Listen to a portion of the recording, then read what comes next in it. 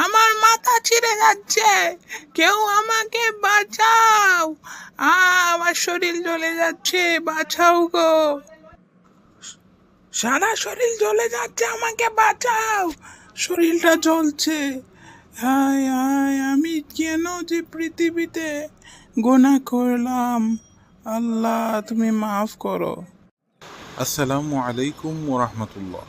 একটু আগে যেই মহিলাটিকে আপনারা দেখলেন, উনি হচ্ছেন রহিমা খালা। কেন যে উনি এই আযাবের বুক করতেছেন, তার মেইন কাহিনী কি আপনারা জানেন? আসুন আজকে জেনে নিন। সালামু আলাইকুম। আসসালামু আলাইকুম রহিমা খালা, এতদিন পরে আসছেন, আমার কথা মনে পড়লো এতদিন পরে। আরে আসেন আসেন, ভিতরে আসেন। আছি জরিনা, ভালোই আছি, কিন্তু আমি আসলাম তোমার জন্য বড় মায়া হয়। মনে আমার তো সুযোগ সুবিধা হয়ে ওঠে না তোমার কাছে আসার জন্য। তোমার জন্য বড় আফসোস হচ্ছে। চলো ভিতরে গিয়ে বসে। হ্যাঁ হ্যাঁ, নিশ্চয়ই নিশ্চয়ই, আসেন বসি। বসেন, চুপায় বসেন, আসি। আরে রহিমা খালা, এতদিন পরে আসলেন, বলেন কি খাবেন? এতদিন পরে আমার কথা মনে পড়লো। জরিনা, তোমাকে আমি আগেই বলেছিলাম আমার একটু সুযোগ সুবিধা হয় না, তোমার জন্য আমার আফসোস হচ্ছে বলে তোমাকে দেখতে চলে আসলাম। কেন রহিমা খালা, আমার জন্য কেন মায়া হয়? কেন, কি হয়েছে একটু বলবেন?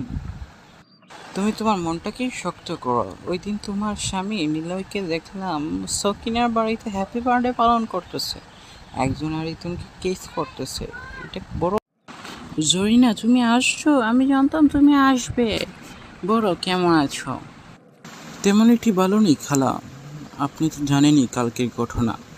আজকে আসলাম আপনার সাথে দেখা করার জন্য। আপনার সাথেই আমি থাকবো, ওই হারামজাদা বেটার ঘরে আর যাব না। আপনার সাথেই এখন ফুর্তি মস্তি করে বাকি জীবনটা কাটিয়ে দেব।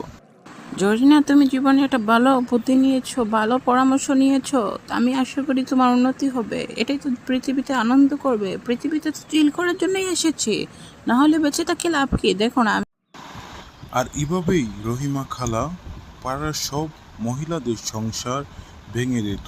সবার বিরুদ্ধে উনি গীবত প্রচার করত, গীবত গাইত, যার কারণে উনি মৃত্যুর পর মহারাব্বুল আলামিন এর আযাবের শিকার হচ্ছেন। এটাই হচ্ছে জীবন কাহিনী। প্রিয় দর্শক, আপনারা কেউ রহিমা খালার মতো কারো গীবত গাবেন না এবং প্রতিবেশীকে নষ্ট বানাবেন না। প্রতিবেশীদের সাথে